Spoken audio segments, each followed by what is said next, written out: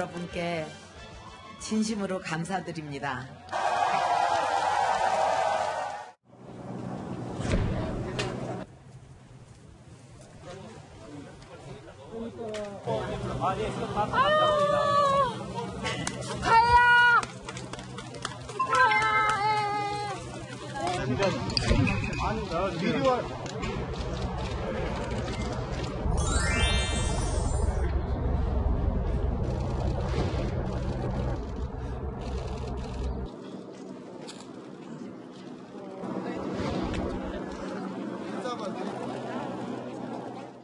박근혜 당선인이 입장하고 계십니다.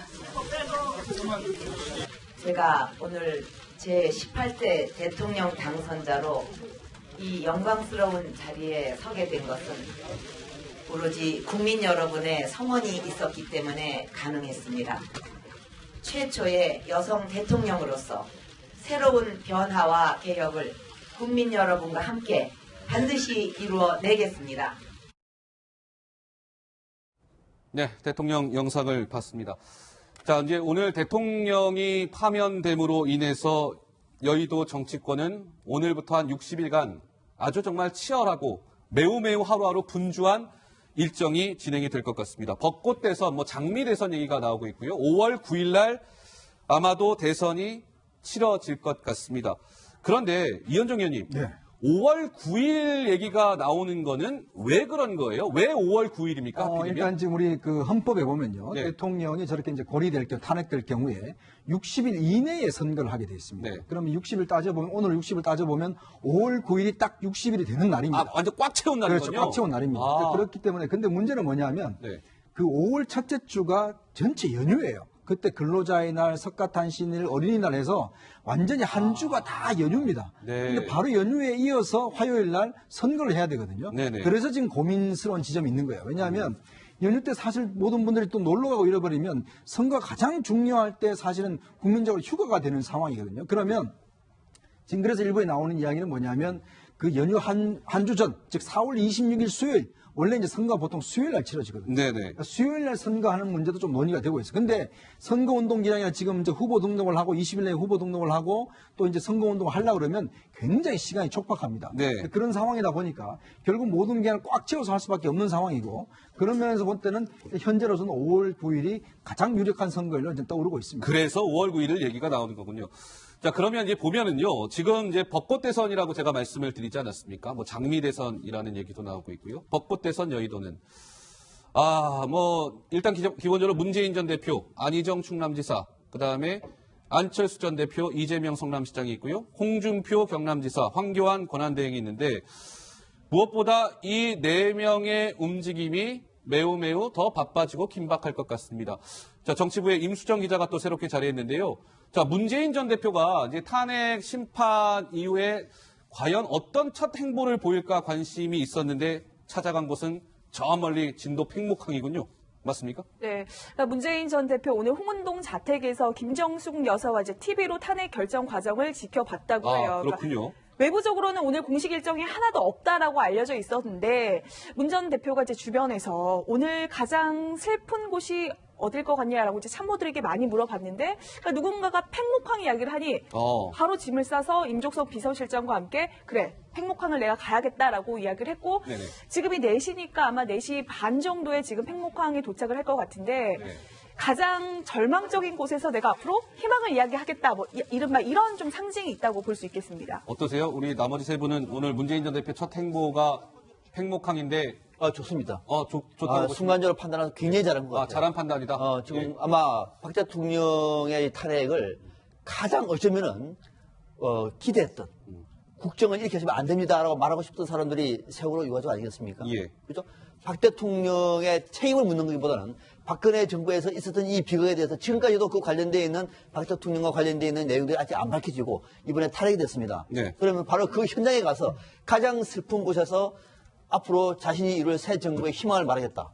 괜찮지 않습니까? 그런 면에서 아마 팽목항을 찾은 것 같고 팽목항에 가서도 아마 문재인 전 대표 같은 경우는 이런 얘기를 할 것 같아요. 어떤 얘기요? 박 대통령 탄핵에 대해서 뭐 이런 말 잘했다 못했다 그 말보다는 앞으로 다시는 이런 비극이 없도록 힘을 모으자. 그러면서 다음에 자신이 집권하는 정부에서는 국민의 안정과 관련해서 이러이러한 준비를 하겠다 정도의 메시지가 제일 좋지. 예. 그래서 뭐 대통령 탄핵은 뭐 만시지탄이다 등등 이런 얘기를 하다 보면은 오히려 안 가는 게 못하는 거거든요. 예. 아마 그 가서 가는 것도 중요한데 가서 어떤 메시지 문재인 전 대표가요 좀 메시지가 약해요. 뭐가 그래서 약하다고요? 메시지가 메시지가 좀 약하다? 약합니다. 그래서 예. 이번에 팽목항에 가서는 대통령 탄핵 이후의 첫 행보로서의 팽목항 좋습니다. 네. 메시지까지 좋은지는 한번 지켜보겠습니다. 잠시 후 뭐 한 시간 정도 그렇습니다. 그 메시지를 확인할 수 있을 겁니다. 오늘 문재인 전 대표 집 주변에도 많은 기자들이 몰려들었습니다. 그래서 이 탄핵 심판 선고 이후에 문재인 전 대표에게 이것저것 기자들이 좀 물었는데요. 오늘 영상이 준비가 됐습니까? 네. 문재인 전 대표 목소리를 잠시 후에 저희가 확인시켜 드리도록 하겠고요. 그런데 이제 이 보면은요. 이현정 의원님, 문재인 전 대표 같은 경우에는 어때요? 일단 기본적으로 탄핵 심판을 제일 기대했을 아마 사람 중에 한 사람일 텐데 이 대세론이 점차 계속 좀 굳어질 거라고 보십니까? 어떠세요? 일단 저는 예. 기회이자 상당히 큰 위기다. 기위이자 위기이다. 왜 그러냐면 사실은 이제 지금부터는 공통의 적이 사라졌습니다. 즉 네. 박근혜 대통령이라는 야권의 공통의 적이 사라졌기 때문에 어떤 그동안은 보면 사실은 파면에 집중, 그러니까 탄핵에 집중해야 된다라는 네. 걸 통해서 사실 촛불 집회에 집중해 왔지 않습니까? 그럼 지금부터는 이제는 대권 레이스가 본격적으로 시작이 되는 건데 문제는 그동안 야권에서 그동안 모든 문제를 사실은 탄핵이라는 면에서 해소시켜 버렸어요. 그 모든 논쟁, 자 이건 탄핵 때문에 다 안 해도 된다 이렇게 이야기를 해왔거든요. 네, 네. 자 그러면 지금부터는 뭐냐면 결국 이제 국민 대통합입니다. 국민 대통합. 오늘 보셨지만 지금 벌써 2명의 사망자가 났습니다. 그러게 말입니다. 그리고 시위 자체 격화될 겁니다. 그리고 또 박근혜 대통령을 잃은 또 지지자 입장에서 보면 굉장히 허망할 겁니다. 네. 그분은 또 사실 우리 국민이거든요. 그런 면에서 본다면 사실 지금 저는 그래서 문재인 전 대표가 다죽거리 될 사람이 누군가라는 걸 좀 볼 수가 있다는 것이죠. 지금 어떤 면에서 보면 자, 저 사람도 내 지지자가 아니니까 그냥 놔둬야 된다. 이런 것이 아니고 어떤 면에서 본다면 정말 이 나라의 지도자가 되고 하는 분들은 정말 국가 통합과 국민들의 화합을 지금 주장해야 될 것. 그런 전 중요한 시점이라고 봐요. 네. 근데 또 한편을 보면 이제 저런 식으로 만약에 문재인 전 대표가 이제 승리감이라든지 뭐 어떤 한 편을 든다라면 예. 오히려 반대편에서는 더 결집 현상이 좀 그럴 수 심화될 있겠죠. 수가 있습니다. 충분히 그럴 수 있죠. 자, 그러면 대통령을 이런 분들이 이 허망함을 어떻게 하겠습니까? 결국 이제는 뭔가 정치적인 출구를 찾지 않겠습니까? 그렇죠. 그러면 지금부터는 뭔가 이제는 본격적으로 각을 세우는 행동을 하겠죠. 예. 자, 그러면서 본다면 야권의 후보들은 오히려 지금 상황에서는 정말 더 포용을 해야 되고 더 아껴야 되고 지금 저는 시위상 격화되는 걸 막아야 됩니다. 네. 그러기 위해서 정치적 역할이 중요한데 그러면서 본다면 문재인 전 대표가 해야 될 포커스가 저는 아까도 뭐 잘 가셨다고 했는데 저는 오히려 거기보다는 지금은 정말 국민 대통합을 위한 다른 행동을 하는 것이 문재인 전 대표의 아량과 확장성 이런 면에서 저는 굉장히 유리하다고 생각이 듭니다. 알겠습니다. 자, 문재인 전 대표 목소리가 준비가 됐다고 합니다. 한번 좀 들어보고요. 계속 말씀을 이어가도록 하겠습니다. 오늘 뭐 제 입장은 우리 그 박강원 뭐 대변인 통해서 아마 이미 밝혔을 겁니다. 예, 그렇게 뭐 좀 양해해 주시고요. 예. 행복한 발신까지 그런데요. 가시는 목적은 임수정 기자, 확실히 문재인 전 대표가 좀 이렇게 굉장히 조심스러워하는 것 같아요. 네, 그러니까 기자들 질문에. 사실 이제 저희도 계속 문재인 대표가 첫 메시지로 뭘 내놓을까를 굉장히 예의주시를 했었는데 사실 이제 박광훈 대변인이 문재인 전 대표를 대신해서 문 전 대표 입장을 내긴 냈어요. 뭐 국민통합하자라는 취지에. 네. 근데 정작 문재인 전 대표가 홍은도 자택에 나와서는 저렇게 한마디도 하지 않았거든요. 그래서 일단은 문재인 캠프 쪽에서는 뭔가 차분하고 약간 신중하게 대응하는 모습을 좀 부각을 시키고 싶었던 것 같지만 네. 그래도 조금 아쉽다 이런 생각이 많이 듭니다. 그러니까 저는요, 그런 생각도 좀 들어요. 문재인 전 대표가 지금 기자들 이제 탄핵 심판 선거 이후에 이제 팽목항 출발하기 전에 자택을 나오면서의 모습이거든요. 자, 그렇다면 대통령의 이제 어쨌든 도전을 하는 후보로서 지금 지지율 어쨌든 1위를 달리고 있는 후보 아니겠습니까? 처음으로 뭔가 기자들을 맞닥뜨렸을 때 아까도 이현정 의원님 말씀하셨지만 뭔가 대통합 메시지라든지 이런 분명한 메시지가 있었으면 더 좋지 않았을까? 라는 좀 생각도 드는데 어떻게 메시지를 아마 기대했을 것 같아요. 국민들도 기대하고 있고 기자들도 당연히 기대하고 있는데 아마 조금 이런 상황을 우려한 게 아닌가. 문재인 전 대표 입장에서 봤을 때는 만약 국론 분열 상태까지 그런 것들을 좀 본 후에 메시지를 던지는 게 맞다고 생각하고 네. 고민을 많이 했겠죠. 첫 행보를 어디 하느냐 고민했는데 거기서 막 메시지를 던지든지 아니면 다른 걸 던져가지고 오히려 아예 안 한 것 같아요. 네. 혹시라도 하게 되면 뭔가 또 다른 어떤 빌미가 될 수 있기 때문에 그래서 좀 나간 게 아닌가. 그 얘기 안 하고 그냥 묵묵하게 팽목항 쪽으로 가는 게 알겠습니다. 아닌가. 이현종 의원님 약간 좀 생각이 정말 다르세요? 아닙니다. 예. 정말 야권 주자 지금 1위를 달리고 있는 후보가 예. 어떤 저런 상황을 저는 두려워해서는 안 된다고 봐요. 뭔가 하면 지금 상황에서는 어떤 면에서 본다면 반대편에 있는 분들한테 좀 적극적인 메시지를 해야 된다. 예. 자, 여러분들 심정은 정말 내가 10분 이해를 한다. 얼마나 허망하겠느냐. 지지했던 대통령이 임기를 제대로 마치고 내려온 거에 대해서 정말 어떤 절망감을 느끼고 아니겠는가. 예. 나도 공감한다라든지 그런 것에 좀 그분들에 대해서 정말 적극적인 메시지와 함께 그래도 이 나라를 어떻게든지 끌고 가야 되는 거 아닌가라는 예. 좀 그런 메시지를 날렸더라면 정말 저는 이게 죄의 첫 메시지가 아니 대변인한테 이야기하세요 뭐 이런 식으로 이야기한다는 거는 네. 제가 볼 때 너무나 자신감이 없고 예. 어떤 면에서 보면 정말 대권주자 1위로서의 어떤 후보로서 저는 적합치 않은 행동이 아닌가 보여집니다. 이 방송을 지켜보고 계시는 시청자 여러분들도 판단해 주시고요.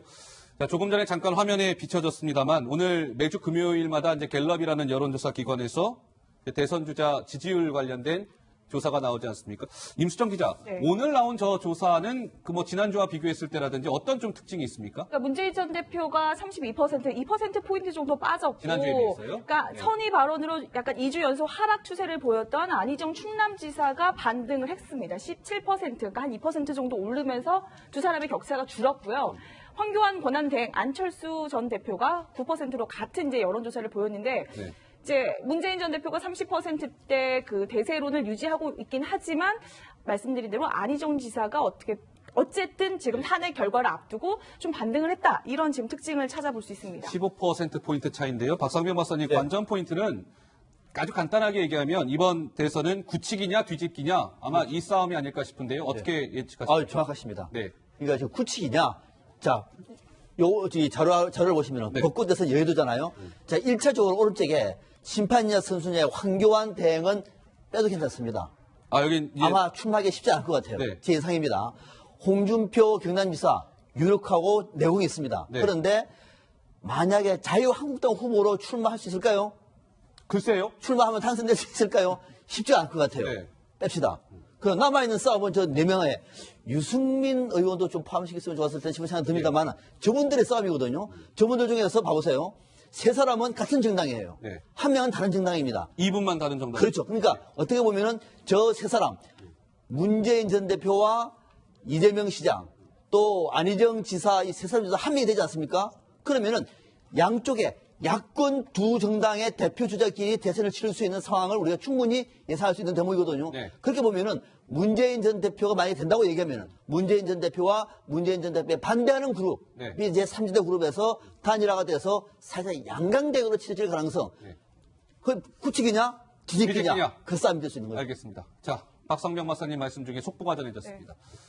황교안 대통령 권한대행이 오후 5시면 지금 4시 8분 8초를 지나고 있는데요. 한 1시간도 채 남지 않았습니다. 임수정 기자, 네. 황교안 대행이 대국민 담화를 5시에 발표한다고 합니까? 네. 예. 그러니까 황교안 대행이 지금 박근혜 대통령은 아무 입장을 내놓지 않고 있는 상황에서 황교안 대행이 오늘 아주 굉장히 분주하게 움직이고 있는데 네. 5시에 대국민 담화를 발표합니다. 일단 내용을 지금 알려진 것으로 의하면 네. 공정한 선거 관리 책무를 성실히 이행하겠다. 그리고 국민의 불안과 국제 우려 시선을 해소하는 데 최선을 다하겠다. 네. 그리고 도심에서 지금 시위가 약간 격화되고 있잖아요. 그 부분에 있어서 그 불법 행위는 강력하게 대응하겠다 이런 취지의 내용을 그 5시에 그 대국민 담화를 통해서 지금 이현종 발표할 의원님, 예정이라고 합니다. 그러면 저 얘기인 즉슨 박근혜 대통령은 입장을 발표하지 않겠다 이렇게 해석해도 되는 겁니까? 일단 이제는 상관이 없는 것 같아요. 황교안 대행은 일단 과도내각, 선거관리 내각으로서 이제는 사실은 대통령하고 지금 연관이 없습니다. 자, 전 대통령으로서 그냥 하는 것이고, 네. 그와 상관없이 이제는 선거관리 내각으로서 이제 황교안 대행이 오늘 처음으로 입장을 발표하는 것이거든요. 네네네네. 그러면 이제부터는 사실은 예전에 그래도 권한 대행, 직무정지지만 대통령이 있었습니다. 네. 근데 지금 그 없는 상황이고, 그렇죠. 정말 이제는 오로지 황교안 권한 대행만 있는 상황이거든요. 예. 그러니까 황 대행이 지금 해야 될 중요한 일이 뭐냐면 선거일을 확정하는 역할입니다. 네. 그리고 공정한 선거 관리를 일단 하는 것이거든요. 자, 그렇다고 본다면 아마 황 대행이 오늘 입장 발표와 함께 선거일을 설정한다면 지금부터 이제 본격적인 선거 레이스가 시작되는 거죠. 알겠습니다. 자, 오늘 박근혜 대통령 헌정사상 처음으로 헌정사상 첫 여성 대통령이 헌정사상 처음으로 파면이 되는 그런 일이 있었습니다. 네 분 말씀은 여기까지 듣겠습니다. 고맙습니다. 잘 들었습니다.